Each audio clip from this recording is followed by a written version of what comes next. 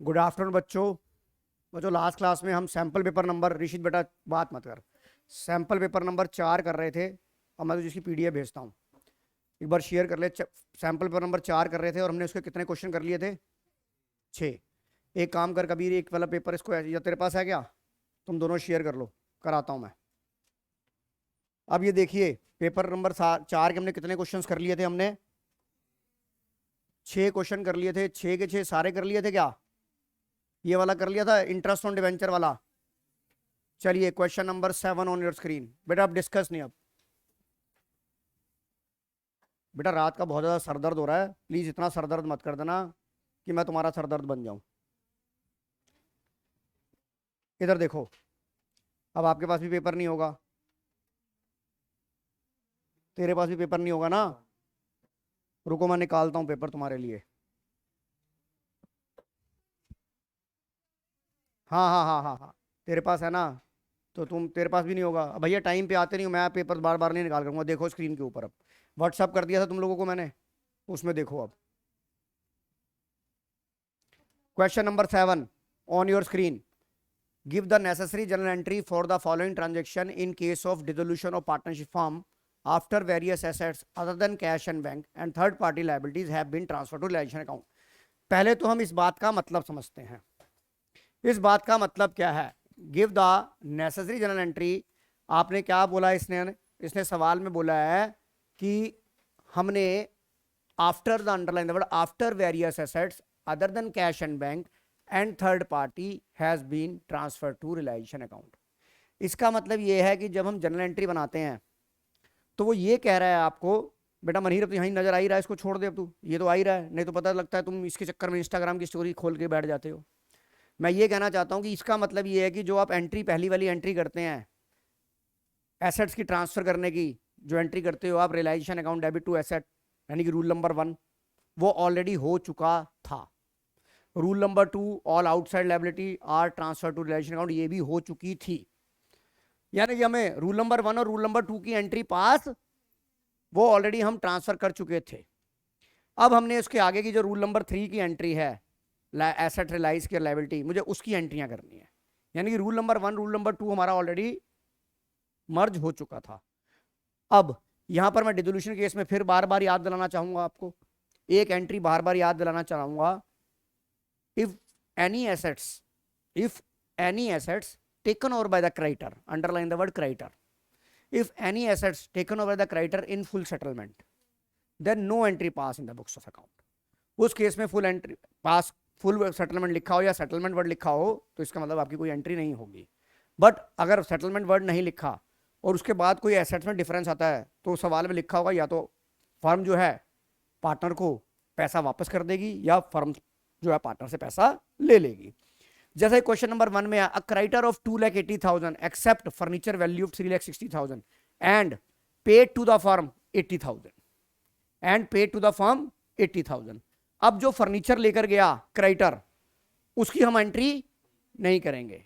क्यों नहीं करेंगे? क्योंकि वो रिलाइजेशन अकाउंट एंट्री बनती है आपकी creditor account debit to asset. But creditor का नया नाम क्या हो गया है? रिलाइजेशन। एसेट का नया नाम क्या हो गया? रिलाइजेशन। तो आपस में कट गया, जो आपस में कट गया उसकी एंट्री, यानी कि जो ये 2 लाख फर्नीचर तो 3,60,000 का लेके गया, इसकी एंट्री नहीं होगी। राइट। अब उसने कहा पेड टू द फर्म लिखा या पेड बाय द फर्म लिखा? पेड टू द फर्म, यानी कि वो 80,000 रुपए फर्म को पे कर रहा है, यानी कि फर्म को पैसा मिल रहा है। तो एंट्री क्या होगी? पैसा आ गया, बैंक आ गया, bank account debit to realisation account, क्योंकि जीना मरना किसके साथ? रियलाइजेशन। पहली एंट्री हो गई। चलो दूसरी एंट्री भी डिस्कस कर रहे थे, फिर एक बार में सारी एंट्रियां कर लेंगे। समझ आ गई कि नहीं आ गई? एंट्री दूसरी entry, an unrecorded laptop not appearing in the books of account realised ₹4,000। हमारी अनरियलाइज एसेट थी, अनरियलाइज एसेट थी, सॉरी अनरिकॉर्डेड एसेट थी, जो कि रियलाइज हो गई।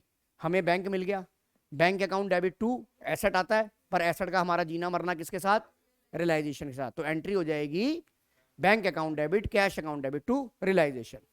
अब यहां पर मैं छोटी सी आपको एक रिकॉल कराता हूं डिसोल्यूशन का केस में। डिसोल्यूशन केस में एक रिकॉल कराना चाहूंगा। इधर देखो सब, मतलब सिमरत इधर देख बेटा, मैं एक चीज आपको फिर दोबारा याद कराना हूं, बार बार आपको याद कराता हूं। डेटर्स के अंदर मान लो ये मेरी बैलेंस शीट है, ये मेरी बैलेंस शीट है। यहां पर डेटर लिखे गए हैं 1 लाख रुपए, बार बार याद दिलाता रहूंगा, और लेस डेटर लिखे गए हैं, sorry, less provision for doubtful debt लिखा गया। इधर देखिए आप, प्रोविजन फॉर डाउटफुल डेट लिखा है 5,000 रुपए, ये आ गया आपका 95,000, राइट। आपको रियलाइजेशन अकाउंट अगर लेजर बनाने को आता है तो आप इसे कैसे करोगे?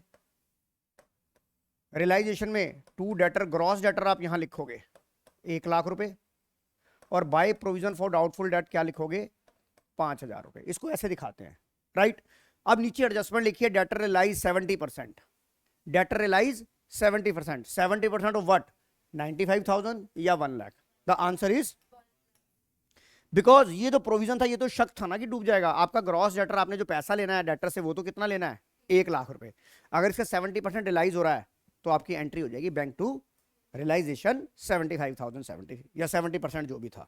दूसरी इंपॉर्टेंट बात आपकी, जो एक चीज और बताऊंगा, यहां देखिए, यहां ये एंट्री सबकी गलत थी पिछले 2-3 पेपरों में। मैं यहां बताना चाहूंगा, ये आपकी बैलेंस शीट है, बहुत ही इंपॉर्टेंट एंट्री है। मैंने कहा बीपी मेरा 50,000 का था, और ये मेरी बैलेंस शीट है 31/3/22 की। वो कह रहा है कि मेरे को जो डेटर को जो बीपी पेमेंट करना था आफ्टर 1 मंथ, बीपी जो मेरे को नीचे एडजस्टमेंट लिखी गई है, मेरी बैलेंस शीट का डेट ये है, बीपी को पेमेंट करना है आफ्टर 1 मंथ, पर डिसोल्यूशन हो गया मेरा 31 मार्च को, डिसोल्यूशन हो गया मेरा 31 मार्च को, तो मुझे पेमेंट अब इमीडिएटली करनी पड़ेगी। उसने कहा कि मेरे को डिस्काउंट मिल रहा है, discount on creditor, sorry discount on, अब मैं बीपी का बैंक से डिस्काउंट कराता हूं तो बैंक को मैं डिस्काउंट देता हूं नहीं देता हूं? तो मैंने क्रेडिटर को कहा कि भैया हमने बिजनेस कर दिया बंद, हमने बिजनेस बंद कर दिया, भाई तू बैंक से डिस्काउंट कराता है तो मुझे डिस्काउंट दे दे। तो बीपी को डिस्काउंट करने के लिए, discount on BP at the rate of 12%, underline the word per annum. ये बात को ध्यान रखना है कि पर एनम वर्ड वहां दिया है या नहीं दिया। ये एंट्री मोस्टली गलत होती है और पेपर में आती है। तो अब आप देखिए, आपके क्रेडिटर बीपी 50,000 के थे, अब आप डिस्काउंट निकालिए। पहले आदित्य शर्मा तूने क्या किया था? 50,000 इंटू 12% सीधा निकाल लिया था तूने। किसी सवाल में पता नहीं मेहुल ने निकाला, किसने निकाला, किसी बच्चे ने निकाला था। ये 12% सीधा नहीं आएगा, ये पर एनम वर्ड लिखा है, तो आपको डिस्काउंट कितने महीने का निकालना है?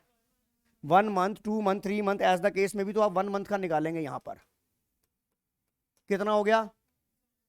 500 रुपए हो गया। तो अब आपने क्रेडिटर को पेमेंट करनी है। आपने क्रेडिटर को पेमेंट कितनी करनी है? 49,500। आपने 50 की पेमेंट करनी थी, उसे 500 का डिस्काउंट आपने ले लिया, उसको आपने कैश का आउटफ्लो कितना होगा? 49,500 हो गया। तो एंट्री क्या होगी? Realisation account debit to bank 49,500। अब अगर यहां पर ये वर्ड नहीं होता ना, तो फिर हम 1 मंथ लेते ही नहीं, सीधा हम कितना डिस्काउंट दे देते? 6,000। सीधा हम डिस्काउंट दे देते 6,000, हम डिस्काउंट दे देते 6,000, हम डिस्काउंट दे देते। तो आप पेमेंट कितनी देते बेटा? 44,000। 44,000। एक तो गलती आप ये बड़ी करते हो, राइट।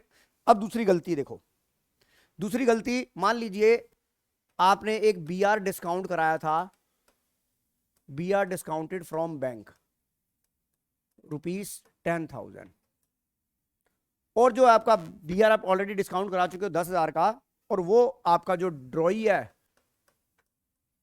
ड्रॉई बिकम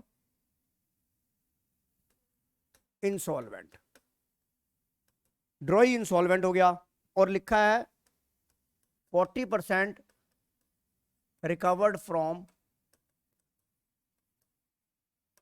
आपको 40% पैसा मिल गया। तो अब डिसोल्यूशन के केस में आपने क्या एंट्री करनी है? सबसे पहले आपको पता है, आपको मैंने बार बार बताया कि जो बीआर है वो आपकी कंटीजेंट लायबिलिटी है, और जब कंटीजेंट लायबिलिटी, दो liability depend upon the occurrence of the event. आपने बिल को डिस्काउंट करा लिया बैंक से, अब वो डिसॉल्व हो गया फर्म, पर डिसॉल्व के टाइम पे वो क्या हो गया? ड्रॉई इंसॉल्वेंट हो गया। तो सबसे पहले जब आपने बिल ऑफ एक्सचेंज का चैप्टर पढ़ा था, तो आपने वहां पे बनाया था drawee account debit to B, drawee account debit to bank, करा था ना? करता, इंक्लूडिंग नोटिंग चार्जेस। यहां पे भी मैं नोटिंग चार्जेस की बात नहीं कर रहा। तो पहली मेरी एंट्री क्या बनेगी? पहली मेरी एंट्री बनेगी अब ड्रॉई का नया नाम क्या हो जाएगा? रियलाइजेशन। रियलाइजेशन टू, ये एंट्री आप करेंगे ही करेंगे।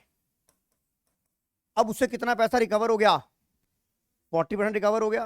देन द नेक्स्ट एंट्री, इसी की एंट्री रहेगी bank account debit to realisation 4000। ये बातें आपने याद रखनी है, मैं बार बार याद कराता रहूंगा और इस तरह की एंट्री पेपर में बहुत आती है। मेरी बात समझ में आ गई हर्ष? अब चलिए हम यहां पर डिस्कस करने जा रहे थे इस सवाल को। The second entries, the bills payable of 40, देखो आगे की नहीं आ गई, 40,000 falling due on 30 April were discharged immediately at 39,500। तो जनरल एंट्री क्या बनेगी? Realisation account debit to cash या बैंक 39,000, यहां पर 500 रुपए का डिस्काउंट निकाल के दिया हुआ है। पर एग्जामिनर यहां पर आपसे ऐसा नहीं करेगा, वो हो सकता है आपको परसेंटेज दे देगा। तो परसेंटेज में आपने ये ध्यान रखना है कि परसेंटेज में पर एनम वर्ड गिवन है या नहीं गिवन है। Is it clear? तीसरी एंट्री देखो, dissolution expenses 5,000 paid by the firm, then the general entry is realisation account debit to bank. जब dissolution paid by the firm लिखा तो बाय डिफॉल्ट ये माना जाता है कि borne unpaid by the firm. The next entry, the liability under suit of damages including, बहुत अच्छी एंट्री है, a liability under a suit of damages including the sundry creditor was settled rupees 32,000 as against only 13,000 provided in the books, total creditor of the firm 50,000। आप ये देखिए बेटा। हाँ जयप्रीत, hello, हाँ जयप्रीत बोलो। सत श्री अकाल। हाँ दे जा दे जा दे जा यार, मैं जनकपुरी सीफोरी मार्केट में दे जा। हाँ हाँ हाँ हाँ हाँ हाँ हाँ, कॉलेज के पीछे वाली। ठीक है, ओके ओके। हाँ मेरे को फर्स्ट, हाँ वहीं हूँ मैं, सेंटर पे ही हूँ। ठीक है। अच्छा अब ये देखो, अब पहले इस बात को समझते हैं। और liability under suit including settled, underline the word settle. Settle कितने में करी है? 32,000 में सेटल करी है, जबकि वो लाइबिलिटी कितने की थी? यानी कि इस 50,000 में दो आइटमें थी, एक 13,000 की थी और एक 37,000 की थी। ये बात समझ में आ रही है? एक 32,000 में सेटल वो बात नहीं है, against only provided in the books 13,000 रुपए उसकी वैल्यू थी, यानी कि 50,000 में 13,000 एक थी और रिमेनिंग 37,000 रह गई। इस 13,000 को कितने में सेटल होगा? 32। तो journal entries realisation to bank 32। अब आपको पता है, मैंने आपको बताया था कि एसेट चाहे रियलाइज हो या ना हो, पर पेमेंट लायबिलिटी देखते वक्त ये देखनी है कि आपने सारी लायबिलिटी पे करी है या नहीं करी। आपने यहां पर जो ये 50,000 के आपके क्रेडिटर थे, इसमें दो आइटमें थी कि नहीं थी? आपने 13 वाली तो सेटल कर दी। अब 37,000 के बारे में कुछ नहीं लिखा कि ये पे हुई। तो बताओ, मैंने कहा था कि एसेट को ध्यान में रखो या ना रखो, लायबिलिटी को हाथ जोड़ के उसकी बुक वैल्यू पे पेमेंट। तो बताइए ये 37,000 की पेमेंट होगी कि नहीं होगी? तो दूसरी एंट्री क्या बनेगी? Realisation to bank 37। अगर आपको देखा जाए तो अगर टोटल बैंक 37 प्लस 32 कितने से गया? 69 से गया, नहीं गया? तो एक ही एंट्री बना सकते हो, रियलाइजेशन टू बैंक 69। बताइए समझ में आ रहा है कि नहीं आ रहा सात्विक? हाँ जी। आज ऑनलाइन कोई आया ही नहीं है क्या? आज ऑनलाइन कोई भी नहीं है। चलिए, मेरी बात समझ में आ गई। अब हम सवाल को करते हैं, अपने सवाल को। क्वेश्चन नंबर कौन सा था मेरा? ऊपर बनाइए ऐसे, सभी जने अपनी अपनी कॉपियों में लिखेंगे। सवाल हमने डिस्कस कर लिया। कबीर कोई डाउट? डेट, पर्टिकुलर्स, बेटा बात नहीं, बात नहीं बेटा। फर्स्ट एंट्री क्या होगी? फर्स्ट एंट्री होगी मेरी bank account debit to realisation. पहली एंट्री होगी बैंक अकाउंट डेबिट टू, अरे वो सिमर कहाँ है भैया आज की डेट में? कौन सी कोई क्लास पढ़ रहा है वहां? अच्छा मीनू मैम क्या गया हुआ है? तो तू नहीं गया फिर?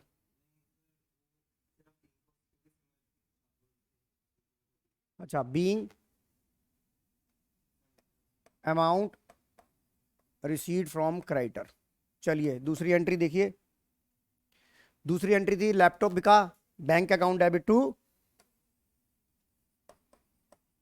Bank account debit to realisation. Anika Dhir समझ आ रहा है बेटा? कितना 4,000 4,000 being laptop realised. Third entry realisation to bank.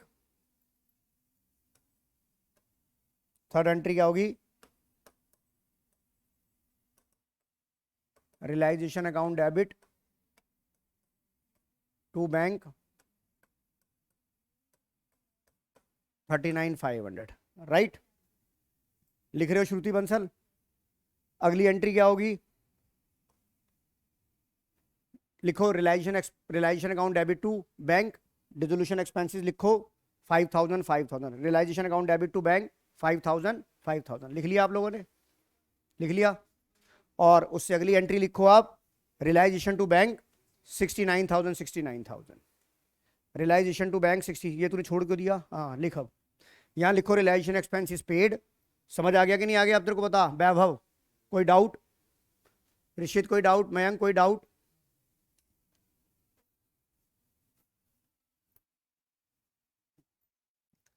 आइए ये कर लो पहले ये।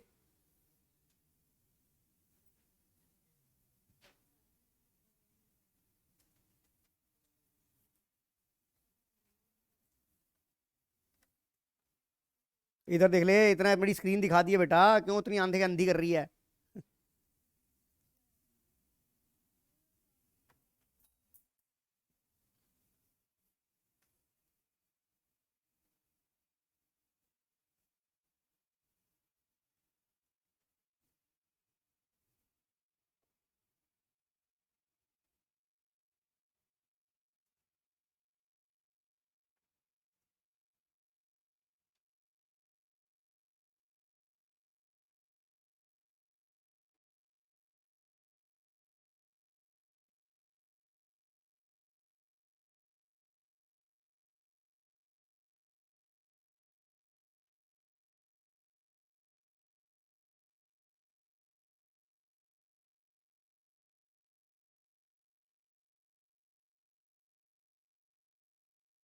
चलिए सवाल को पहले डिस्कस करते हैं। हो गया ये? इधर देखो आप, बात नहीं। A B C sharing profit in the ratio of 3:2:1, the balance sheet as on 31 March 22। मैंने रिटायरमेंट का सवाल है। सबसे पहले मैंने आपको क्या बोला? रिटायरमेंट के केस में पहले ये नोट करेंगे कि कौन पार्टनर रिटायर हुआ है। रिटायर कौन सा हुआ है? सर बी रिटायर हुआ है, तो मैंने बोला हमेशा बी के नीचे अंडरलाइन लगा दो और उसकी रेशो देख लो। उसकी रेशो कितनी थी?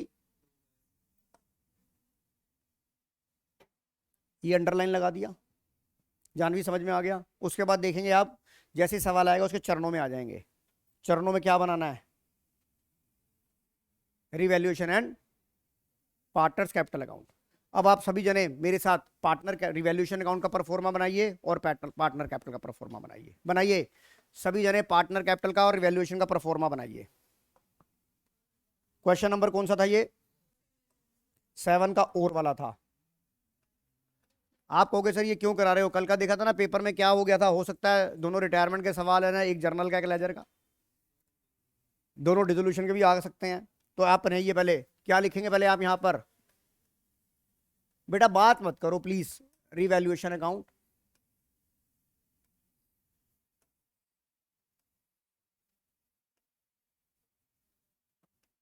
श्रुति बेटा बात मत कर।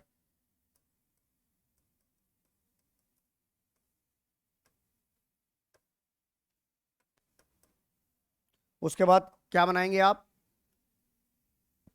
पार्टनर्स बनाइए सभी जने, अपनी कॉपी पे बनाइए। पर्टिकुलर कितने पार्टनर थे? नाम नाम क्या थे? एबीसी। एबीसी कितने गई सी?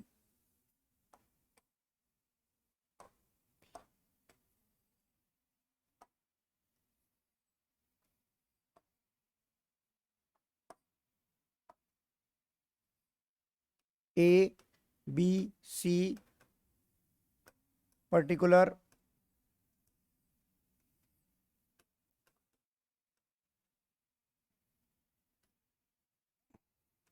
ये परफॉर्मे बन गए आप।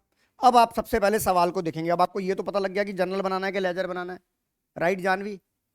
और हमने ये भी डिसाइड कर लिया कि कौन पार्टनर रिटायर हुआ है, ये रिटायर हो रहा है। सबसे पहले मेरे को जब बनाना है तो सबसे पहले मैं क्या करूंगा, पहले इनके बैलेंसेस लिखूंगा। लिखो by balance BD, by balance BD. बताइए बाय बैलेंस बीडी कितना कितना लिखूं बेटा हर्षया? हाँ जी, 80,000, 80,000, 60,000 लिख लिया। कोई डाउट अनिका, कोई डाउट बेटा? अब कोई जनरल रिजर्व है क्या? इसे डिस्ट्रीब्यूट तो नहीं करना है, इसके बारे में कोई एडजस्टमेंट तो नहीं है? नहीं है। इसका मतलब जनरल रिजर्व डिस्ट्रीब्यूट होगा। और कौन सी रेशियो में होगा? पुरानी रेशियो में होगा। पुरानी चीज पुराने रेशियो में। तो जनरल रिजर्व आपका ये वाली एंट्री हो गई, ये होगी 24,000 इन द रेशियो ऑफ 3:2:1। तो 6 आपका एलसीएम आ गया। तो 4 तिया 12, 12,000, 12,000, 8,000, 4,000 लिखो bye general reserve, bye general reserve account 12,000, 8,000, 4,000 ये लिख लिया मैंने। कोई डाउट? आइए आगे चलते हैं। जनरल रिजर्व है, कोई WCR है? नहीं है। कोई IFR है? नहीं है। कोई P&L है? नहीं है। अपोजिट साइड में आ जाओ, अपोजिट साइड में आ जाओ। कोई गुडविल है 21,000 की गुडविल है, तो इसे राइट ऑफ कर दे। और हमारा अकाउंटिंग स्टैंडर्ड कौन सा है इसका? AS 26। वो ये कहता है एज सुन एज पॉसिबल इसे राइट ऑफ कर दो, और इन द रेशियो ऑफ 3:2:1। तो 21,000 को किससे डिवाइड करोगे? 6 से डिवाइड करोगे। अरे वो तो अलग है ना भाई, वो तो पुरानी, पहले नीचे वाला देखना ही नहीं, हम तो पहले ऊपर वाली गुडविल राइट ऑफ कर रहे हैं। ये goodwill appear in the books है। तो बताओ ये 6 से डिवाइड करेंगे तो कितना आएगा? 3,500। अब 35 को 3:2:1 में बांटेंगे तो आप क्या लिखोगे? 2। ऋषि समझ में आया नहीं आया? 2 गुडविल अकाउंट 10,500, 7,000। ये वाली बात समझ में आ गई? गुडविल है राइट ऑफ हो गई। वैभव कर रहा है साथ में, समझ आ रहा है? मयंक समझ आ रहा है बेटा? उसके बाद देखो गुडविल भी हो गई यहां पर। अब देखो कोई P&L है? नहीं है। कोई एडवर्टाइजमेंट सस्पेंस है? नहीं है। अब हम सवाल को नीचे से पढ़ना शुरू कर देंगे। वो कहता है provision of doubtful debt be raised by 2,000 rupees. Provision of doubtful debt be raised by 2,000 rupees. Raise मतलब बढ़ाना, इंक्रीज करना, क्रिएट करना। मैंने रेज कितना कर दिया? और 2,000 से। तो मैं सैड हो गया। सैड हो गया तो सैड वाले कौन सी साइड होगी? रिवैल्यूएशन की डेबिट साइड होगी। और अगर मुझे बैलेंस शीट बनानी पड़ती तो मैं क्या करता? ये 7,000 का 9,000 कर देता, नहीं कर देता वहां पर? मेरी बात समझ में आ गई? मुझे बैलेंस शीट नहीं बनानी है तो मैं रिवैल्यूएशन अकाउंट में जाऊं। रिवैल्यूएशन में क्या लिखूंगा? 2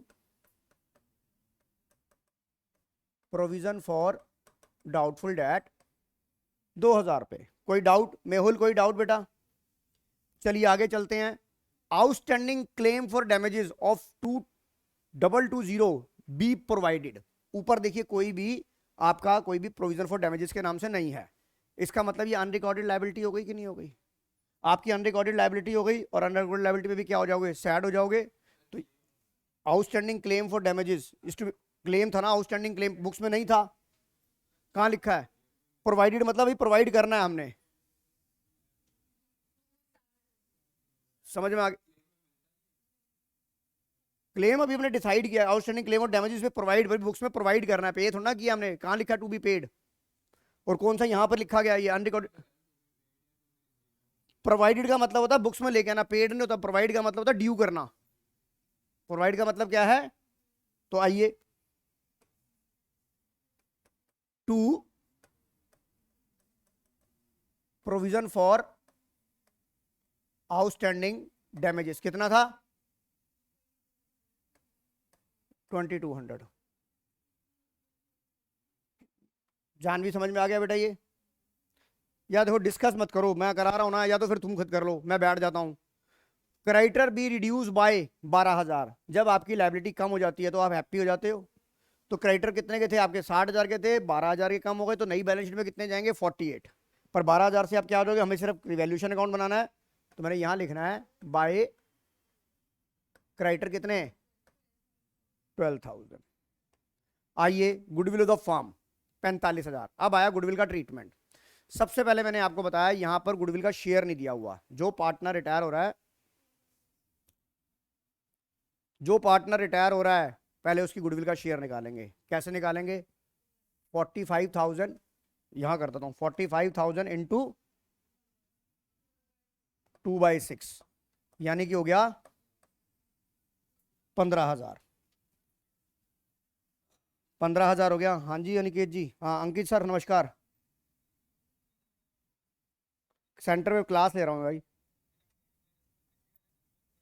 कर रहा हूँ कर रहा हूँ कर रहा हूँ कर रहा हूँ, आ जाता हूँ, करता हूँ, ओके। आप ये देखिए इसके बाद क्या है, यहाँ पे 15,000 आ गया। जैसे ही ये 15,000 लिखोगे इसका आपका हाथ रुक जाना चाहिए। क्या आप सवाल में देखो कोई नई रेशियो दे रखी है क्या? क्या आपको सवाल में कोई नई रेशियो दे रखी है? नहीं दे रखी। तो आपकी गेनिंग रेशियो क्या बन जाएगी?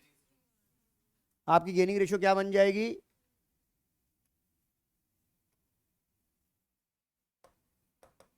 3:1 की गेनिंग रेशियो मिल जाएगी। अब आप इसकी जनरल एंट्री, मैंने आपको बोला कि हमेशा जनरल एंट्री पास करो। आपकी जनरल एंट्री क्या बनेगी इसके अंदर? AC/B 15,000 in the ratio of 3:1। कितना कितना अमाउंट आएगा? 111,250। अब इधर देखो इसकी पोस्टिंग करनी है कैसे। ए और सी का अकाउंट क्या हो रहा है? ए और सी का अकाउंट डेबिट हो रहा है, किसकी वजह से? तो पहले मैं ए और सी के अकाउंट को डेबिट कर दूं, कैपिटल अकाउंट को डेबिट कर दूं। ए और सी का, ए और सी को पहले मैं डेबिट में लिख देता हूं। 11,250 माइनस किसकी वजह से? टू बीस कैपिटल। और यहां पर बी का अकाउंट क्रेडिट हो रहा है ए की वजह से, कितना?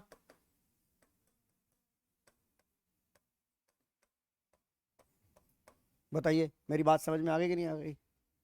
बताइए मेरी बात समझ में आ गई नहीं आ गई? अब रिवैल्यूएशन का प्रॉफिट निकालो, लॉस निकालो और बैलेंस शीट बताओ कितना कितना आ रहा है। ये आप खुद करो। आप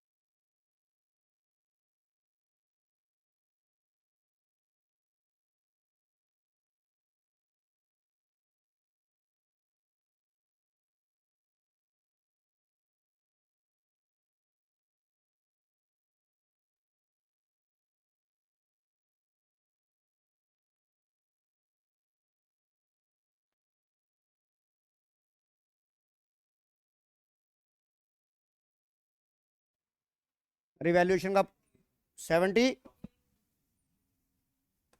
to profit A capital, B capital, C capital. कितना आ रहा है? 7,800 आ रहा है। तीनों में कितना बटेगा?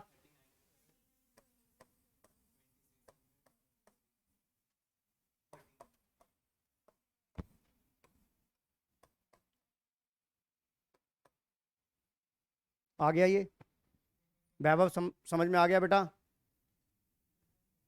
और ये रिवैल्यूएशन का प्रॉफिट, सबसे पहले रिवैल्यूएशन बंद करना है, सबसे पहले रिवैल्यूएशन बंद करना है, ठीक है।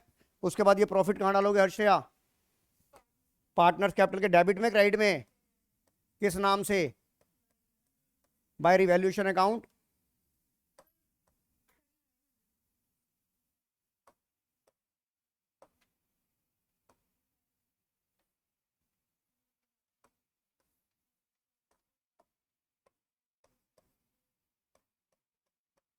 $3900। दूसरा, अब देखिए यहां रुकेंगे आप। सबसे पहले जो पार्टनर रिटायर हो रहा है, आपको उसने वहां कोई पेमेंट तो देनी, सबसे पहले आप क्या करेंगे, रिटायरिंग पार्टनर को बंद करेंगे। और रिटायरिंग पार्टनर को लिखा नहीं है कि हमने कुछ पेमेंट दिया है, तो रिटायरिंग पार्टनर का अकाउंट कौन से में आ जाएगा, टू। सबसे पहले जो पार्टनर रिटायर हो रहा है, बेटा मेहुल डिस्कशन नहीं बेटा, अगर करना है तो उस साल वाले कमरे में चले जाओ, जितने सवाल करने कर लो, खुद कर लो, फिर भाग के वापस में आ जाओ मेरे पास, मैं करा दूंगा। यहाँ मुझे कराने दो। अब मुझे आप ये बता दो, बी का कितना आ गया ये वाला टोटल, 90। एक एक एक करके, एक एक करके बेटा, एकाग्रता तू बोल। 1,05,600। और ये बैलेंस कितना आ जाएगा, 98। ये बी लोन आ गया। अब मुझे इसका टोटल बता, 18, 92, 92, 95,900। यहां पे ये क्या लिखूंगा मैं, इसका क्या लिखूंगा, टू बैलेंस कैरिड डाउन, कितना लिखूंगा यहाँ, 74,1।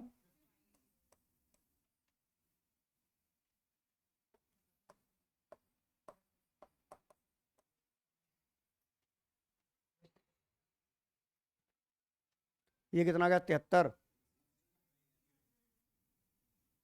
तो यार, हाँ जी सर, सत श्री अकाल सर। और जयप्रीत का आ गया था 64, 65, 300। यार मैं क्लास में हूँ हैप्पी, फिर करता हूँ यार। बोल बोल बोल बोल।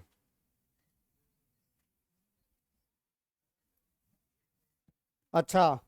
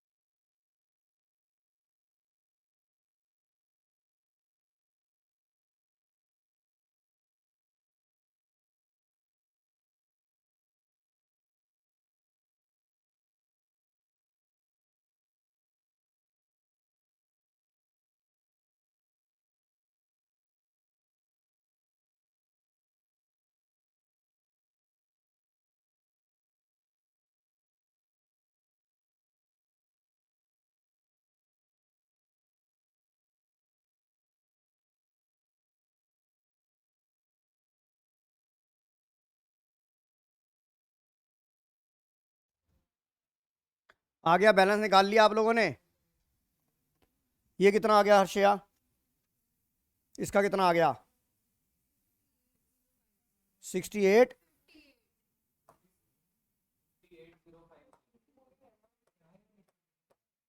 हो गया ये।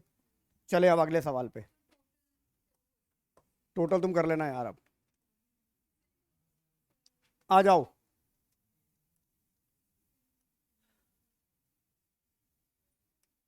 पहले डिस्कस कर लेते हैं सवाल को। Vinod took over business of Satish Enterprises on 1/4/2020. The detail of the agreement regarding the asset and liability to be taken over. देखिए ये आपको बुक वैल्यू दी गई है। आपको पता है जब आप बिजनेस टेक ओवर करते हैं, it was decided to pay the purchase consideration of ₹7 lakh through a cheque and balance of 2 lakh, balance of issue 2 lakh 9% debenture of 20 at a premium of 25%। सबसे पहली बात, जब बिजनेस परचेज की बारे में, बिजनेस के आप परचेज करते हैं, सबसे पहली बात आप एक चीज नोटिस करेंगे इस सवाल के अंदर कि क्या आपको परचेज कंसिडरेशन गिवन है कि नहीं गिवन है। आपने जो बिजनेस खरीदा वो कितने में खरीदा, पता है आपको ये? 7 लाख के तो आपने चेक दिए हैं, यानी कि हाँ, मतलब आपको amount of purchase concession given नहीं है। यू गॉट माई, अच्छा यार ऑनलाइन में तो कोई है नहीं। यू गॉट माई पॉइंट कि सबसे पहले आप जब भी बिजनेस एक्वायर करते हो तो सबसे पहले आप क्या निकालोगे, परचेज कंसेशन, अगर आपको नहीं दिया हुआ।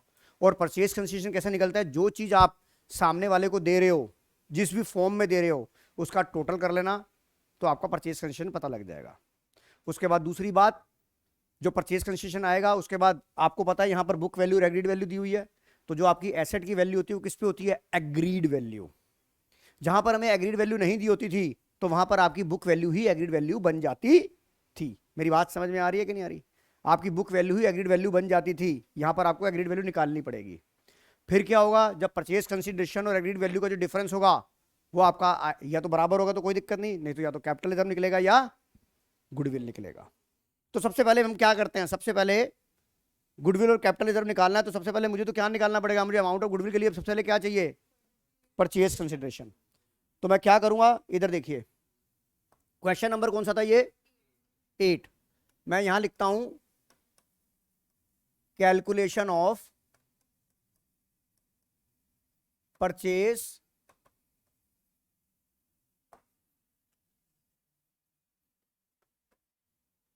कैलकुलेशन ऑफ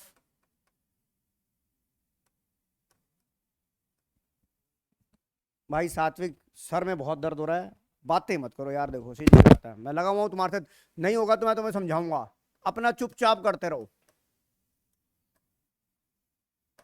परचेज कंसिडरेशन कैसे निकालोगे, एक आइटम आपने क्या दिया है, बैंक के थ्रू दिया, कितने का, दूसरे आपने क्या दिए, डिबेंचर दिए, कितने डिबेंचर दिए, कितने थे, 2 लाख डिबेंचर दिए, एक डिबेंचर कितने का था, 9% डिबेंचर दिए, 9% डिबेंचर कितने दिए आपने, 2 लाख इंटू 20। भाई वो नीचे एसपीआर डालेंगे ना अलग से, कल को फिर एसपीआर की एंट्री नहीं बनाएगी, अगर इसमें मर्ज कर देगी तो फिर फेस वैल्यू दिक्कत हो जाएगी, गलती होगी कि नहीं होगी, तो गलती करनी क्यों है, पहले तो फेस वैल्यू लिखो, फेस वैल्यू कितनी हो गई है, 40 लाख रुपए फेस वैल्यू हो गई, और क्या दिया, एसपीआर दिया, कितना, 2 लाख शेयरों पे कितना दिया, 20 रुपए का कितना परसेंटेज था यहां पर, 20 रुपए का 25%, यानी कि कितना हो गया, ऐसे निकालो 20 रुपए का 25%, ये कितना हो गया, 25 चौका 100, 4 पंजे 20, अब ये 2 लाख थे ना डिवेंचर, 2 लाख के कितने हो गए, 10 लाख, तो अमाउंट ऑफ परचेज कंसीडरेशन कितना आ गया, 57 लाख आ गया। ये तो आ गया आपका परचेज कंसिडरेशन, ये आ गया आपका परचेज कंसिडरेशन, आ गया सिमरत दूसरा। अब मुझे क्या निकालना है, मुझे गुडविल और कैपिटल रिजर्व निकालने के लिए मुझे क्या चाहिए, नेट एसेट चाहिए, नेट एसेट चाहिए कि नहीं चाहिए, तो मैं नेट एसेट निकालूंगा, कैसे निकालूंगा, इधर देखो, अब मैं दूसरा बना रहा हूं calculation of goodwill oblique capital reserve. मैं पहले आपको क्या निकालता हूं, मैं कॉन्सेप्ट समझाता हूं, मैं क्या निकाल देता हूं आपको, नेट एसेट निकाल लूं, सीधा नेट एसेट निकाल दूं ना, नेट एसेट मतलब total assets minus outside liability, कर दूं ऐसे, ये तरीका कॉन्सेप्ट वाइज सही है। अब यहां पर कौन सी वैल्यू होती है, नेट एसेट मतलब agreed value, agreed value of assets minus agreed value of, बेटा मेरी बात समझ में आ रही है, एकाग्रता, कोई डाउट, कोई डाउट इसमें, अरे बता रहा हूं यहां तक कोई डाउट। अब मैं एक एक आइटम को लेता हूं, यहीं पर एक एक आइटम को डिस्कस करते हैं। बिल्डिंग 20 लाख की थी, हमें 75% मोर देन लेनी है, मोर देन का मतलब क्या है, 3/4 मोर देन लेनी है, तो मेरी एग्रीड वैल्यू कितनी हो जाएगी, यहां पर, यहां देखिए एग्रीड वैल्यू कितनी हो जाएगी, 35 लाख आ गई, यस और नो ऋषित, आपको कह रहा है plant and machinery 1/3 less than the book value, यानी कि 1/3 अगर लेस कर दूंगा तो 1/3 4,000, तो कितनी हो जाएगी, 8 लाख। स्टॉक मुझे 100% पे लेना है, debt is 4 lakh, trade receivable 5 lakh का 20% कम लेना है, डेट इज 4 लाख। अब ये आपकी टोटल एसेट्स हो गई एग्रीड, कितनी आ गई? 35 और 8, 43, 43,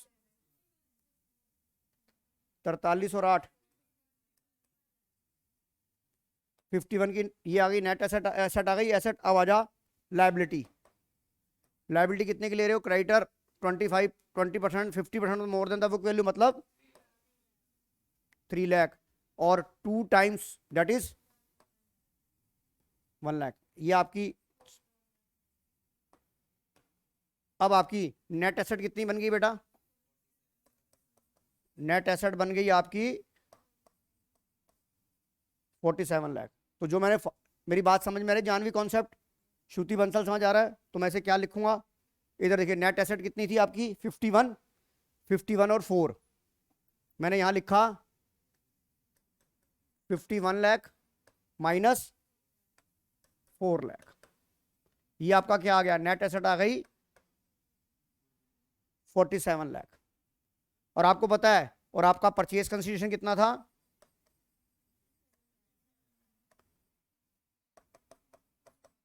57 लाख था। अब यहां देखिए, आप 47 की चीज 57 में ले रहे हैं, 10 लाख रुपीज वो एक्स्ट्रा पे कर रहे कि नहीं कर रहे? Then extra pay is called goodwill. अगर अमाउंट कम होता तो क्या होता? Capital reserve. बेटा agreed value of asset minus agreed liability, ये आपका एक सीधी सी बात है। तेरे पास नेट एसेट 47 लाख की आई कि नहीं आई? 47 लाख के बदले में तू कितना पैसा दे रही है सामने वाले को? तो 10 लाख रुपए एक्स्ट्रा क्यों दे रही है? हाँ हाँ, मतलब ये जो नेट एसेट निकलती है वो बुक वैल्यू, जहां आपको एकाग्रता बुक वैल्यू एग्रीड वैल्यू नहीं दी होती, तो वहां आपको मजबूरी में बुक वैल्यू को ही एग्रीड वैल्यू मानना पड़ता था। You got my point? अगर आपको एग्रीड वैल्यू दी है तो एंट्री क्या होती थी आपकी? Asset account debit at agreed value, to liability account debit at agreed value, to vendor purchase consideration से। मेरी बात याद आ गई कि नहीं आ गई? अब आ गई कि नहीं आ गई? मैंने बोला था is not a book value, agreed value. तो अब आप बताइए। और दूसरी बात देखो, कॉन्सेप्ट को समझो। इसका मतलब क्या हुआ? Purchase consideration excess over net asset. Purchase consideration excess over net asset is called goodwill. Purchase consideration is less than the net asset is called capital reserve. हाँ जयप्रीत? हाँ तो एक मिनट मैं आ रहा हूँ नीचे यार। हाँ हाँ, अंदर खड़ा क्या इकोनॉमिक, ऊपर भी लगा हुआ है यार बोर्ड।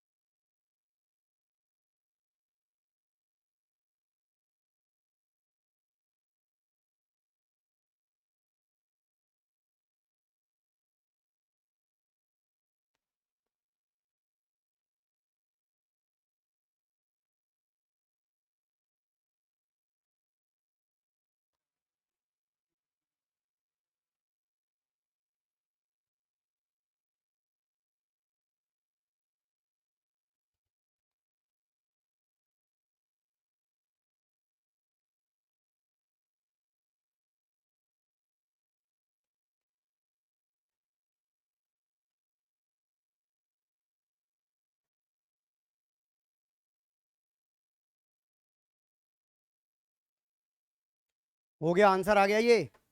अब समझ में आ गया क्या करता। ये क्या हो गई, नेट एसेट। अगर ये कम होता, अगर नेट एसेट की वैल्यू मतलब जितने में आप खरीद रहे हो उससे कम पैसे दे रहे हो तो कैपिटल रिजर्व। तो आपका अमाउंट ऑफ गुडविल कितना आ गया, आप ऐसे कर लो ना, अमाउंट ऑफ, इधर ऐसे कर लिया करो, goodwill oblique capital reserve is equal to purchase consideration, ऐसे लिख लो ना आप, परचेज कंसिडरेशन माइनस, अगर ये पॉजिटिव आ गई तो गुडविल, और अगर ये नेगेटिव आ गई तो परचेज कंसिडरेशन कितना था, नेट एसेट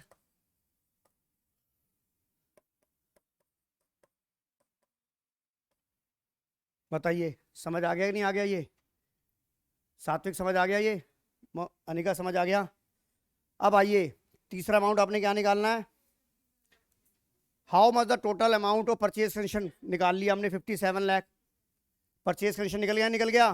तीसरा क्या निकालना है, amount of debenture account and security premium, वो भी हमने निकाल लिया 40 लाख और 10 लाख। सारे सवाल हो गए कि नहीं हो गए हल, देखो बाकी तीनों भी आ गए कि नहीं आ गए, ये देखो हमें डिबेंचर का अमाउंट ये पता लग गया, नहीं लग गया, और एसपीआर का अमाउंट ये पता लग गया। कोई डाउट मेहुल, चलो आगे आगे चलते हैं, क्वेश्चन नंबर 9।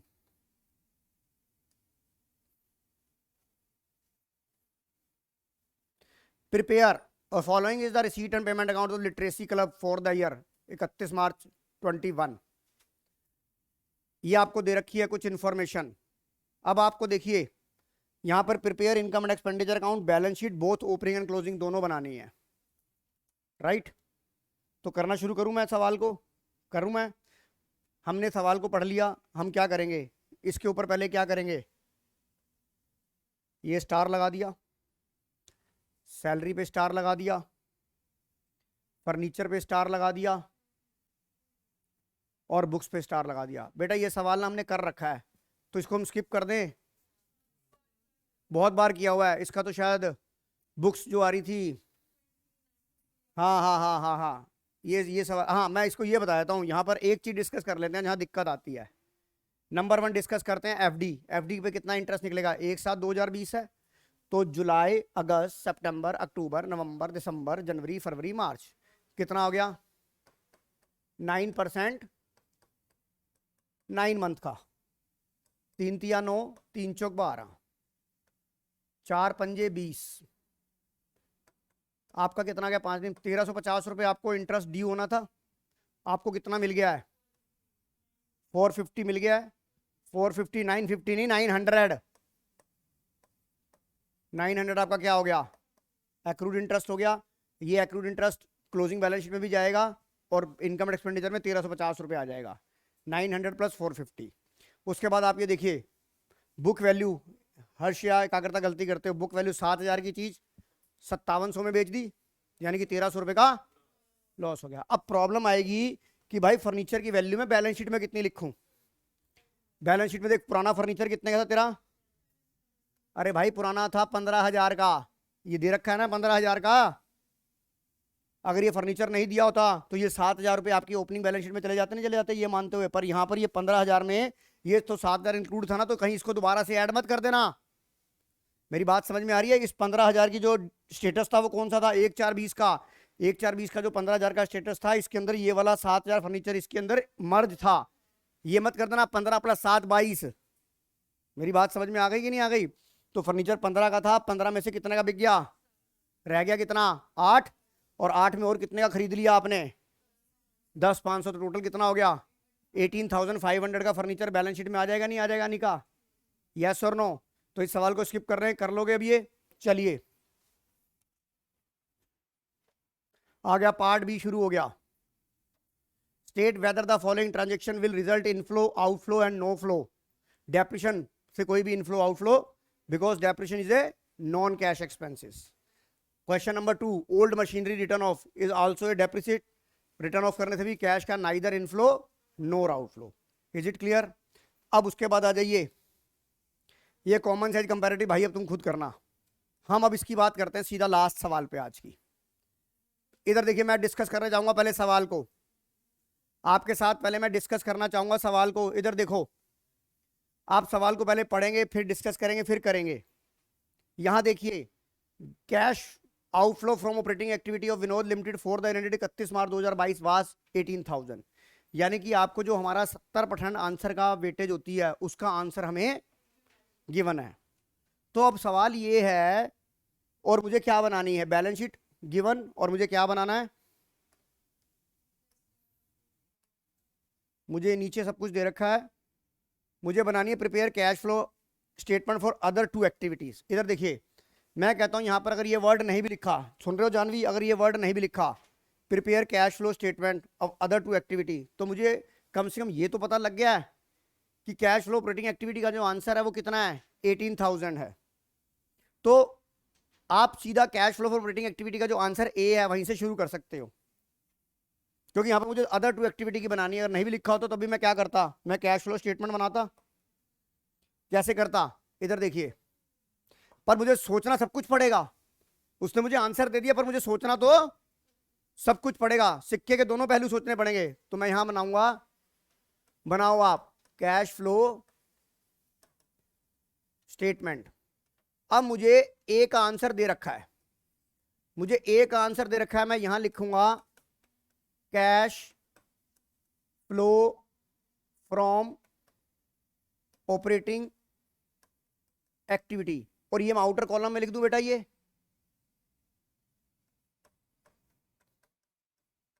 आउटर कॉलम मुझे ये आंसर दे रखा है, ये मैं सीधा लिख दूं यहां पर, अनीर से लिख दूं बेटा, कोई दिक्कत एकाग्रता। अब इसके बाद मुझे दूसरी एक्टिविटी क्या बनानी है, अदर दो एक्टिविटी बनानी है मुझे।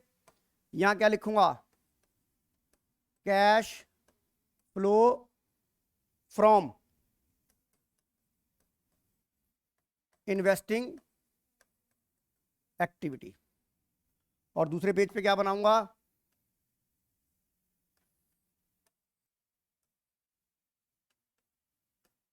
Cash flow from financing activity. ये मेरा परफॉर्मा बन गया कि नहीं बन गया। अब मैं जैसे सवाल को कर रहा हूं वैसे ही करूंगा, बट मेरा काम क्या बच गया, मुझे ऑपरेटिंग एक्टिविटी के जो वर्किंग नोट है उससे मैं बच गया, पर मुझे अदर अकाउंट्स तो बनाने पड़ेंगे, क्योंकि मुझे अगर यहाँ पर फिक्स एसेट से रिलेटेड है तो मुझे वो अकाउंट बनाने पड़ेंगे, उसको परचेज पता लगेगी, मुझे परचेज और सेल कैसे पता लगेगी, उस अकाउंट से पता लगेगी, तभी मैं इन्वेस्टिंग एक्टिविटी बनाऊंगा। तो मैं सवाल को फिर दोबारा से शुरू करता हूँ। यहाँ से देखिए, मैंने आपको बोला यहाँ आ जाइए नीचे, इधर देखो बेटा हर्षया, मैंने ये सवाल को शुरू करा, मुझे ऑपरेटिंग एक्टिविटी का आंसर दिया, पर मैं तो अपना सब कुछ करूंगा। शेयर कैपिटल 10 लाख से कितनी हो गई, 18 लाख की हो गई, 18 लाख की हो गई। डिस्कस कर लेते हैं, तो आपकी 8 लाख रुपए की, और कोई बोनस शेयर नहीं है यहाँ पे, तो 8 लाख रुपए लिखिए आप, issue of equity share capital 8 lakh रुपए, equity issue of equity share कितने लिख दूं मैं इनर कॉलम में, 8 लाख रुपए। श्रेया समझ आ गया बेटा, ये 8 लाख लिख दिया मैंने। अब आ जाइए दूसरी आइटम पे। दूसरी आइटम क्या थी, रिजर्व एंड सरप्लस का नंबर 1 पॉइंट दिया हुआ है, उससे मुझे कोई लेना देना नहीं है, फिर भी मैं नीचे देख लेता हूं। ये देखो, रिजर्व एंड सरप्लस में स्टेटमेंट और पीएनएल दे रखा है, मुझे इससे कोई लेना देना नहीं, क्योंकि मुझे 18,000 आंसर दे रखा था, तो मैं इसे स्किप कर सकता हूं, क्योंकि मुझे ऑपरेटिंग एक्टिविटी का आंसर गिवन है। उसके बाद आ जाइए point number 2, long term borrowing, 2 number point दिया है, मैं 2 नंबर पॉइंट को नीचे देखूंगा।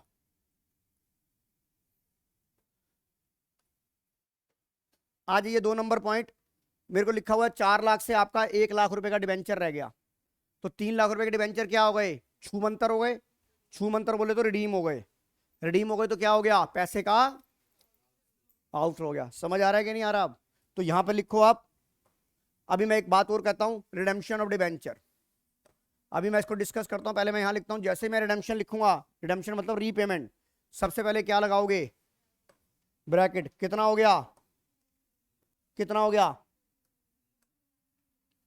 3 लाख हो गया, राइट। अब आ जाइए इसके ऊपर इंटरेस्ट ऑन डिबेंचर की बात आती है।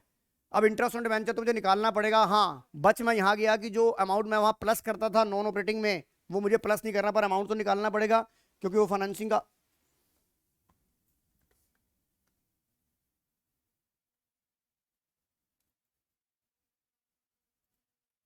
ये बात देखो, रिडेम्पशन डिबेंचर आ गया। अब आप ये देखो कि आपका इंटरेस्ट, ये डिबेंचर कब रिडीम करे हैं? 1 जुलाई को रिडीम करें। और ये लिखा गया है redemption was made before maturity. देखिए बेटा, ये आपके लिए वैसे पॉइंट आउट, ये पॉइंट रेलेवेंस नहीं है, मैं आपको बता देता हूँ। एक चीज आपके लिए अपडेट कर देता हूँ। अपडेट ये करता हूँ कि हमने बुक 1 पढ़ी, जब हमने टर्म 1 दिया था तो आपको पता था कि जब डिबेंचर रिडीम होने होते हैं तो रिडीम होने से पहले वो नॉन करंट लायबिलिटी से शिफ्ट होके करंट लायबिलिटी में चले जाते हैं। बट ये तब होता है जब मैच्योरिटी डेट पे हो, जब मैच्योरिटी। पर यहां पर क्या लिखा है? बिफोर मैच्योरिटी में, जैसे ओपन मार्केट से हम डिबेंचर लेते हैं, बिफोर मैच्योरिटी में हमें क्या करना पता है? हम इंस्टेंट खरीद के ओपन मार्केट से डिबेंचर रिडीम करते हैं, तो उसमें हम नॉन करंट लायबिलिटी को नॉन करंट लायबिलिटी में रहने देते हैं। नहीं तो आप मेरे से यहाँ पे एक सवाल लड़ सकते थे कि सर यहाँ पे डिबेंचर रिडीम करें तो इसको करंट लायबिलिटी में क्यों नहीं लिखा गया? करंट लायबिलिटी में तब लिखते हैं जब वो मैच्योरिटी टाइम पे रिडीम होने होते हैं। अगर आपकी बिफोर मैच्योरिटी होती है तो वो आपकी नॉन करंट लायबिलिटी में ही लॉन्ग टर्म बोरिंग में रहता है, और अगर वो मैच्योरिटी के टाइम पे होता है तो वो कौन सी होती है? करंट लायबिलिटी की अदर करंट लायबिलिटी में। अब इसमें भी चेंज हो गया है। अगले साल के बच्चों के लिए जो हम डिबेंचर मैच्योरिटी के ऊपर रिडीम करते हैं वो अब अदर करंट लायबिलिटी की जगह अब वो हिस्सा बन जाएगा शॉर्ट टर्म बोरिंग का। चलो यानी वो आपका मतलब नहीं है, वो शॉर्ट टर्म, मतलब सीधी सी बात है, बिफोर मैच्योरिटी है, इसलिए बिफोर मैच्योरिटी के केस में आपकी वो करंट लायबिलिटी में शिफ्ट नहीं होगा। तो यहां देखिए, और 8 डिबेंचर जुलाई में करे। अब ये बताइए आप इंटरेस्ट कैसे निकालेंगे? जुलाई में करे तो इसका मतलब इस 4 लाख के ऊपर 8% कितने महीने का लगेगा बेटा? अप्रैल मई जून, 3 महीने का। और इस 10 लाख, 1 लाख पे कितना लगेगा? 8% इंटू 9 महीने का। बता, ओपनिंग में तेरा 4 लाख रुपए था, अगर तू ये बता, एक चीज बता क्या करता? मैं सिंपल सी बात कहता हूं, तुमने इंटरेस्ट ऑन कैपिटल निकाला था ना, इधर देख, कंफ्यूज मत हो, इधर देख, कंफ्यूज मत हो, इधर देख ना लल्ली, इधर देख, ये तेरी टाइमलाइन है कि नहीं है? यहां पर तेरा प्रिंसिपल कितना था? 4 लाख। ये डेट कौन सी थी? अब तूने पंगे कब लिए इसके साथ? 1 जुलाई को। 1 जुलाई में तेरा ये प्रिंसिपल कितना रह गया? 1 लाख रह गया। इसका मतलब तूने 3 लाख रीपेमेंट कर दिया। और बुक्स तेरी कब बंद हो रही हैं? अब यहां से यहां तक का पीरियड का ब्याज कितने पी कितना लगेगा? 4 लाख। ये 3 महीने का हुआ, इंटू 8%, इंटू 3 महीने का। ये क्या करता था देख, now your principal is 1 lakh, then 1 lakh, और ये पीरियड कितना हो गया तेरा? 8% इंटू 9 मंथ्स का। बताओ कितना आ गया टोटल? ये 14,000, ये आपका 14,000 रुपये ये आ गया। ये कहाँ होगा? ऑपरेटिंग में ऐड होगा, ऑपरेटिंग में ऐड होगा, और फाइनेंसिंग में माइनस होगा। तो हमारे को तो फाइनेंसिंग बनानी थी। चलिए, पेड इंटरेस्ट ऑन डिबेंचर कितना कर दूं? 14,000 कर दूं माइनस से, क्या करता? बताइए लतिका, समझ आ रहा है नहीं आ रहा? असीम पराशर, कोई दिक्कत? ऋषित कत्याल, कोई दिक्कत? हो जाएगा अब। मेहुल, आदित्य शर्मा, यहां तक सवाल हो गया आपका? अब आ जाइए, अब आ जाइए, हम आगे चलते हैं। ये रहा स्क्रीन पे हमारे सवाल, ये रहा, हम डिबेंचर तक पहुंच गए हैं। Short term provision 3 number point लिखा है, 3 नंबर पॉइंट को हम नीचे डिस्कस करते हैं। यहाँ पे प्रोविजन फॉर टैक्स दिया हुआ है 3 नंबर पे, हमें इसको देखने की जरूरत ही नहीं है, क्योंकि वो ओए में ही ऐड होता है और ओए में ही माइनस होता है, तो हम यहां से बच गए। मेरी बात समझ में आ गई? अनिका, कोई दिक्कत बेटा? आइए आगे चलते हैं। उसके बाद plant and machinery, accumulate depreciation दिया हुआ है, और नीचे मुझे कुछ एडजस्टमेंट दिया है, तो यहां पर मैं मशीनरी अकाउंट और एडी अकाउंट दोनों ही बनाऊंगा। बनाइए आप मेरे साथ, बनाइए आप मेरे साथ मशीनरी अकाउंट और एडी अकाउंट।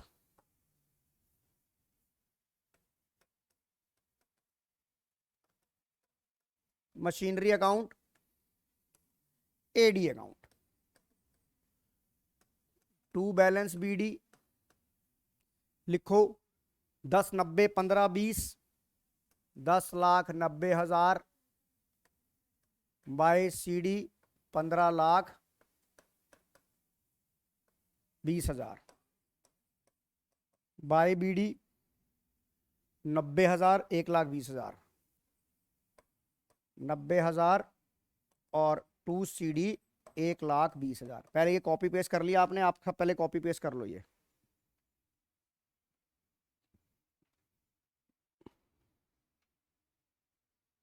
कर लिया ये कॉपी पेस्ट। अब आप अपनी सवाल की तरफ आइए। अब आप मेरे साथ ध्यान देखिए बेटा, इधर देखिए, आपको मैं समझाऊंगा। यहां देखिए, जब आपको मैंने बताया कि जब आपका प्रोविजन फॉर डेप्रिसिएशन अकाउंट या एक्यूमुलेटेड डेप्रिसिएशन अकाउंट मेंटेन होता है, बनता है, तो जो ये आपकी जो मशीनरी होती है ये किस पे होती है? कॉस्ट पे होती है। राइट राइट बेटा, क्या करता? अब आइए, अब यहां एडजस्टमेंट को पढ़िए। अब machinery of book value 40,000, depreciation provided there on ₹12,000, sold at a loss of 6,000। अब आप ये देखिए, आपको यहां पर आपको पता है sale value is equal, sorry, profit और loss is equal to sale value minus book value होती है। जो जो इन्फॉर्मेशन दी है वो पुट कर लो। प्रॉफिट लॉस कितना था? माइनस का 6,000 था। माइनस का क्यों लिखा है? क्योंकि लॉस है। सेल वैल्यू आपको पता नहीं है। बुक वैल्यू कितनी थी? तो यानी कि आपने ये कितने की बेची है बेटा? ये 34। ये बैंक का इनफ्लो हो गया कि नहीं हो गया? अरे बंद कर दे इसको, मेरी माँ, आवाज बंद कर इसकी। ये जो गाने चला रखे हैं तूने, गाने बंद कर इसके। कहाँ तेरा फोन? ये ले, इस फोन में से बैग निकाल ले, आवाजें आ रही हैं, गाने बज रहे हैं, अंदर बैठ के खा ले रोटी। इधर देखो, अब ये क्यों निकाली? अब मेरा जो मोटिव था वो क्या था? इधर देखिए, मैंने यहां पर पुट कर दिया। इधर देखो, यहां देखो, आपने मशीनरी अकाउंट बनाया। इधर देखिए क्या करता, बाई बैंक कितना लिखा? 34। बाई लॉस कितना लिखा? ये लिखा नहीं लिखा? ये लिख लिया। अब मैंने आपको क्या बोला कि जब ये वाला अकाउंट होता है, ये मेरा किस पे होता है? कॉस्टिंग पे होता है। और मैंने आपको बताया कि जब हम मशीन बेच देते हैं, तो जितना मशीनरी पे, इधर देख, जितना मशीनरी पे, हर्ष इधर देख, जितना मशीनरी पे डेप्रिसिएशन लगा है, मैंने आपको बताया था ये यहां से शिफ्ट होगा। जितना मशीनरी पे डेप्रिसिएशन लग चुका था, जितना डेप्रिसिएशन लग चुका था, कितना डेप्रिसिएशन लग चुका था इसके ऊपर? 12,000 रुपये डेप्रिसिएशन लग चुका था ना। ये 12,000 डेप्रिसिएशन मेरी बुक से आउट होगा कि नहीं होगा? ये 12,000 डेप्रिसिएशन मेरी बुक से आउट होगा कि नहीं होगा? अभी ये देखिए, आप बुक से मेरी बाहर होगा। ये देखिए, यहां पर देखिए, ये मेरी मशीनरी से बुक से बाहर हो गया। एडी अकाउंट से क्या होगा? मशीनरी अकाउंट कितना बाहर होगा? 12,000 होगा। अब ये मशीन की अगर एक्यूमुलेटेड डेप्रिसिएशन के अकाउंट के अंदर मशीनरी के नाम से ये डेबिट में गया है, तो ये एंट्री यहां आएगी कि नहीं आएगी? बाय एडी अकाउंट 12,000 आएगा कि नहीं आएगा? अब दूसरा क्लू मैं आपको सोचता हूं, मान लो यहां पे आप भूल जाते हो, आप बाई चांस यहाँ पे फियर फैक्टर में आप एग्जामिनेशन हॉल में भूल जाते हो, तो आप ये बताइए, आपको मैंने बोला कॉस्टिंग में से कॉस्टिंग कम होगी कि नहीं होगी? मेहुल, कॉस्टिंग में से कॉस्टिंग कम होगी। आप ये बताइए, आपकी बुक की आपकी जो वैल्यू थी, कॉस्टिंग कैसे थी? अगर मैं यहाँ पे कॉस्टिंग निकालना चाहूँ, तो कॉस्टिंग का मतलब क्या होता है? इधर देखो, मैं यहाँ फार्मूला लिखता हूँ। इधर देखिए, मैं यहाँ फार्मूला लिखता हूँ, book value is equal to cost minus depreciation. होता है कि नहीं होता? होता है अर्षया। मैंने यहाँ पे कॉस्ट, यहाँ बुक वैल्यू कितनी थी? 40,000। कॉस्ट मुझे पता नहीं है, डेप्रिसिएशन कितना था इसके ऊपर? 12,000। तो कॉस्टिंग कितनी आ गई? 52,000 आ गई कि नहीं आ गई?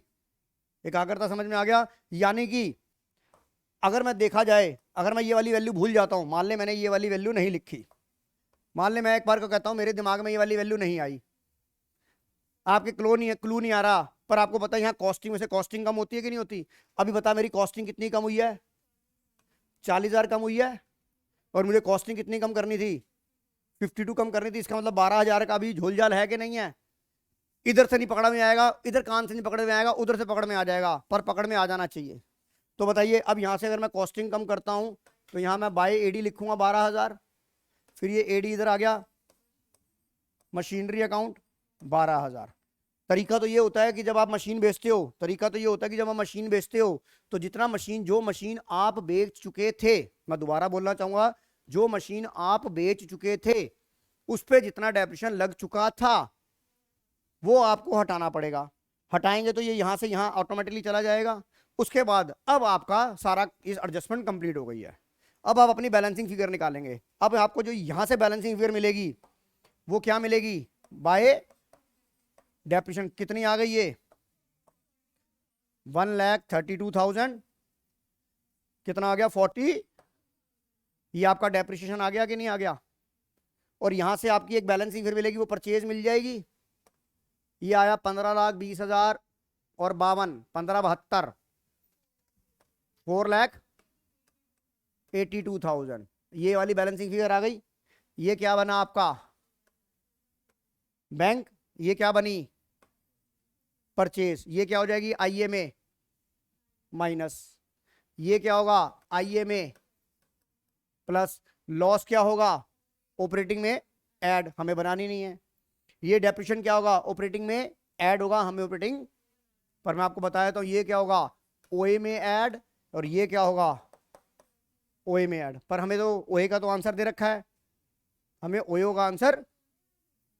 हाँ बेटा ये लॉस भी ऐड होगा, डेप्रिसिएशन दोनों आएंगे ना, दोनों नॉन कैश एक्सपेंसेस थे। 12,000 तो बेटा जो आपने ये जो बैलेंसिंग फिर 42 निकाली है आफ्टर कंसिडरेशन ऑफ 12,000 तो निकाली है, तो 12,000 ऑटोमेटिकली बुक्स में आ गया कि नहीं आ गया।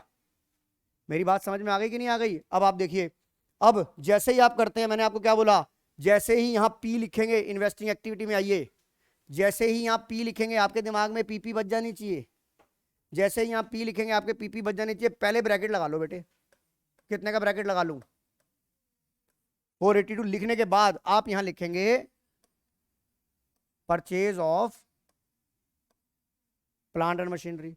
दूसरा क्या आ गया sale of plant and machinery, कितना था 30। बताइए वो भी एंट्री मेरी खत्म हो गई कि नहीं हो गई, वो भी एंट्री मेरी खत्म हो गई। लिखो ये भी, कोई डाउट यहां तक। वैभव पराशर कोई डाउट। सात्विक समझ आ गया कि नहीं क्या। अब भाई अब तो संभाल लोगे कैश फ्लो, अब तो आती है। इधर देखिए हमारा सवाल कहां तक आ गया, टेंजिबल एसेट्स 70,000 से एक 80 की हो गई। अगर इंटेंजिबल एसेट घटती तो वो डेप्रिशिएट होती, पर यहां डेप्रिशिएशन नहीं है, बढ़ रही है, तो क्या होगा परचेज होगा, and purchase is covered under investing activity. तो जैसे ही पी लिखोगे पहले क्या लिखोगे ब्रैकेट, जैसे ही पी लिखोगे, नहीं तो पीपी बच जाएगी वहां पर। पी पी लिखते ही पहले ब्रैकेट लिखो, सुन रही अनिका, पी लिखते ही वहां पे नजर नहीं आती, वहां पीपी बच जाती है। पी लिखते ही कितना करोगे 1,10,000। जब पी लिखोगे फिर लिखो परचेज ऑफ पेटेंट। समझ में आ गई कि नहीं आ गई, परचेज ऑफ पेटेंट। श्रुति बेटा ये तरीका गलत है, ये मेरी सीधी सीधी डिसरिस्पेक्ट है कि आप फोन यूज कर रहे हो और आप देख रहे हो। करो जिंदगी में ऐसे ही रहोगे, आज मेरी इज्जत नहीं करोगे कल को अपनी सास की इज्जत नहीं करोगे। आगे चलिए 5 नंबर पॉइंट तक आ गया।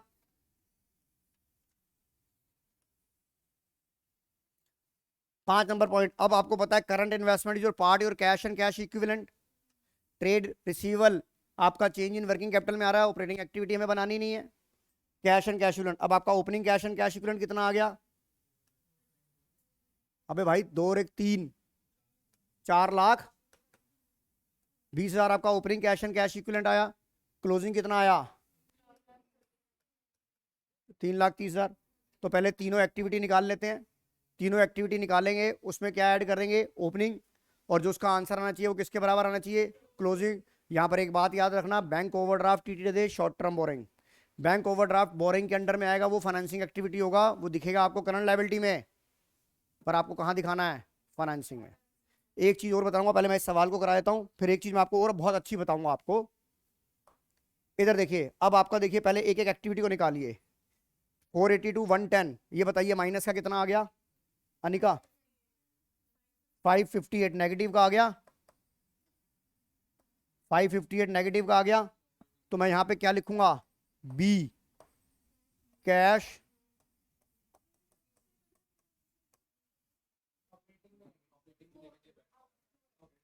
आउटफ्लो है। हाँ देखो आउटफ्लो नहीं लिखा ना, यही गलती होती है, आउटफ्लो लिख लिया और नेगेटिव नहीं लिखा, तो पीपी बच गई नहीं बताओ पीपी बच गई कि नहीं बच गई, बिल्कुल बच गई। तो वहां पीपी नहीं बचनी देनी है, आउटफ्लो होते ही हाथ खड़े कर दो, नहीं है भाई कुछ भी। आ जाओ 558, ये क्या हो गया यूज हो गया कि नहीं हो गया, ये वाली बात भी समझ आ गई कि नहीं आ गई? बी एक्टिविटी आ गई। अब सी एक्टिविटी पे चलते हैं। 4 प्लस का माइनस का प्लस का, तो मैं क्या लिखूंगा? सी में cash flow from financing activity. अब आपको यहां तीनों का टोटल करना है, ए प्लस बी प्लस सी।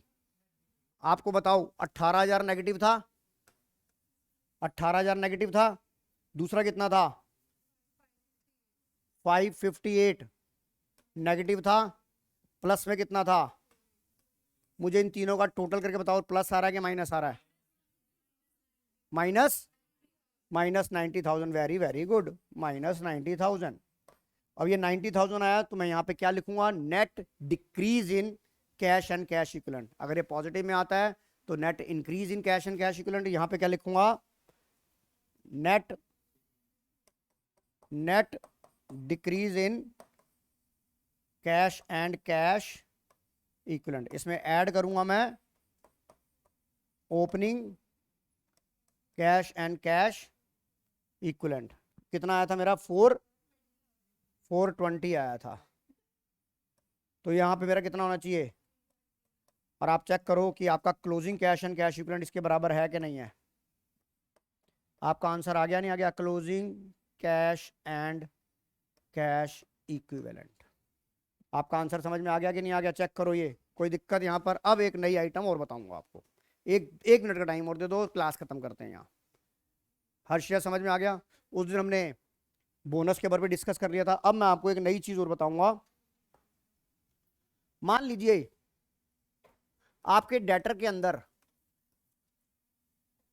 ऐसे लिखा हुआ दे दिया आपको,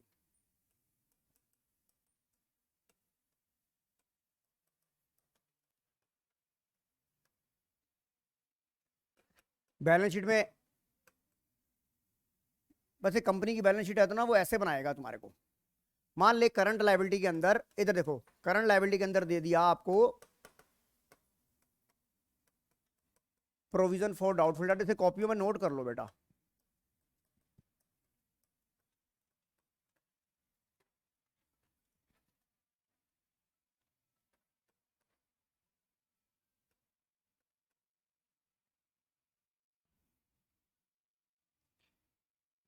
आपको दे दिया 15,000 से 21,000 रुपए, ये दे दिया। इसका मतलब प्रोविजन फॉर डाउटफुल डेट क्या हो रहा है? इंक्रीज हो रहा है। इंक्रीज होने का मतलब क्या है? कि आप सैड हुए, सैड हुए तो आपने पीएनएल में डेबिट करा, किया कि नहीं करा पीएनएल में डेबिट? और पीएनएल में डेबिट करा और ये आपका नॉन ऑपरेटिंग खर्चा है कि नहीं है? तो आपको क्या करना पड़ेगा? इस 7,000 को कहां करना पड़ेगा? क्या लिखोगे? एड लेस वाले में क्या लिखोगे? ये आप वहां नहीं करोगे increase decrease in current assets में, ये कहां करोगे? Adjustment for non cash and non operating item. क्या लिखोगे? इंक्रीज इन, या इंक्रीज छोड़ दो, आप ये लिख दो, ज्यादा बेटर वर्ड ये है, provision for doubtful debt made. Provision for doubtful debt made कितना कर दोगे आप? मेरी बात समझ में आ गई? मेरी बात समझ में आ गई कि नहीं आ गई मेहुल? और अगर ये वाइस वर्सा होता, पहले बताओ, यहां बात समझ में आ गई? अगर ये वाइस वर्सा होता कि यहां पर 15,000 की जगह कितना आ जाता? 11,000। इसका मतलब आप रिवर्स हो गए तो आप हैप्पी हो जाओगे। कितने हो जाओगे? तो यहां पर क्या रहेगा? Provision for doubtful debt bracket में लिखोगे कितना? 4,000। तो बच्चों इसके साथ हमारे 4 सैंपल पेपर, सिलेबस 3 बार हो गया। और उसके बाद भी अगर तुमने नहीं करा तो मेरी गलती नहीं है। अब ये बताओ आपकी क्लासें कब तक कंटिन्यू चलानी चाहिए? संडे को तो टेस्ट होना ही होना है। अब ये बताओ फ्राइडे की क्लास, आज क्या वार हो गया? क्या आप बुधवार की क्लास लेना चाहेंगे? बुधवार की क्लास लेना चाहेंगे या नहीं लेना चाहेंगे? ये आपकी कॉल है, बताओ। मैं तो आ जाऊंगा, मैं तो वेला हूँ। है? हाँ हाँ हाँ हाँ। देखो बेटा सीधी सी बात है, अगर तो राजमा चावल कब खाने हैं? बुधवार को खाने हैं कि शुक्रवार को खाने हैं? हैं? उसको लग रहा टाइम वेस्ट होगा। हाँ जी, अच्छा, नहीं अब बताओ बुधवार की क्लास रखें या शुक्र की रखें? बुधवार को। तो ठीक है, बुधवार को सभी बच्चों को इनविटेशन हमारे ऑफलाइन वाले कि भैया मेरे को बता देना कितने जने आएंगे, ताकि मैं राजमा चावल का नीचे ऑर्डर दे दूं, और मैं खिला दूंगा, मैं खिला के भेजूंगा तुम्हारे को उस दिन। और क्लास रखेंगे 12 बजे, ताकि 1-1.5 घंटे के बाद 1:30 बजे तक हमारे को पूरा मैं पेट भी प्रिपेयर हो जाएगा कि भूख लग जाएगी। तो ठीक है, उस दिन राजमा चावल खाएंगे हम। राइट, तो आज की क्लास यहीं ओवर करते हैं। थैंक यू बेटा।